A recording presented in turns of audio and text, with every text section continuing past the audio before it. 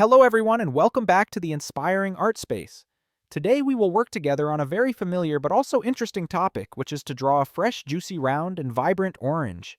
You may think that an orange is a simple object, but it is these seemingly familiar things that help us practice many important skills, such as creating basic shapes, shading, creating brightness color transitions, and especially how to describe the material. Here is the orange peel material with its characteristic tiny dots. Prepare yourself a white paper pencil eraser in the color set that you feel most confident in. It can be pencil wax, watercolor, or even markers. The most important thing is still a comfortable mood and patience, because today we will together create a juicy, vibrant, and energetic orange. First, let's start with the simplest step, sketching the basic shape of the orange. An orange is basically a circle, but to look natural, you don't want to draw it perfectly round like a hard geometric shape. Sketch a soft, slightly distorted circle to create a natural and realistic feel. Use a pencil very lightly and comfortably, keeping the first sketches soft. This will make it easier for you to correct if needed. After sketching the circle, mark the position of the stem of the orange. Usually the stem will be slightly off to one side, not completely in the middle. Draw a small curve that is slightly concave at the top, then create a small stem bud that looks almost like a round dot. From there you can draw a tiny thin but slightly curved stem to create softness. If you want the picture to be more vivid, you can also draw one or two green leaves still attached to the stem. The leaves will make the picture more fresh and natural. Once you have your sketch done, move on to the light and dark areas. This is a crucial step in creating a realistic round and solid orange. Imagine the light hitting the orange from a certain direction, for example, from the top left.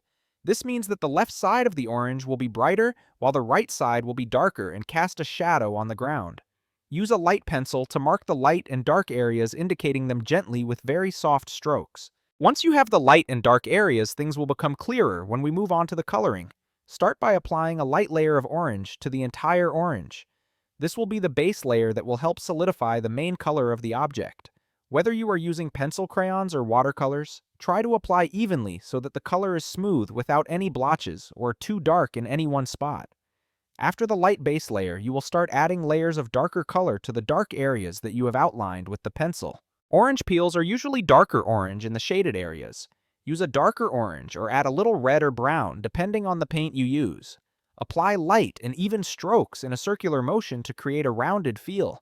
When applying shadows, don't be too heavy-handed. Instead, apply several light layers of color on top of each other. This technique will help the orange look softer, more realistic, and have more depth than applying a dark color right from the start. In the highlights, keep the original light orange layer or apply a very light layer to keep the brightness.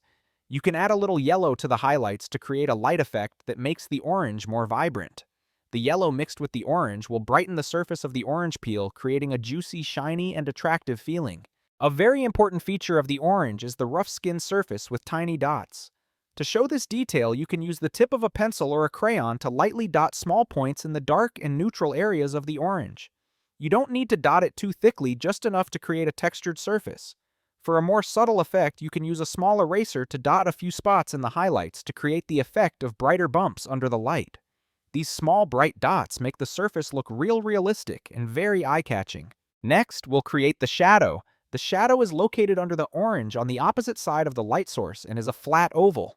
Use a light gray or a light purple mixed with a little blue to create a soft shadow. The shadow should have a soft edge, not too sharp, to create a gentle and natural feeling. The shadow is important to prevent the orange from looking like it's floating, but to have real contact with the surface. Once you've finished the shadow, go back and check the whole picture. This is where you add the subtle details that make the orange more alive.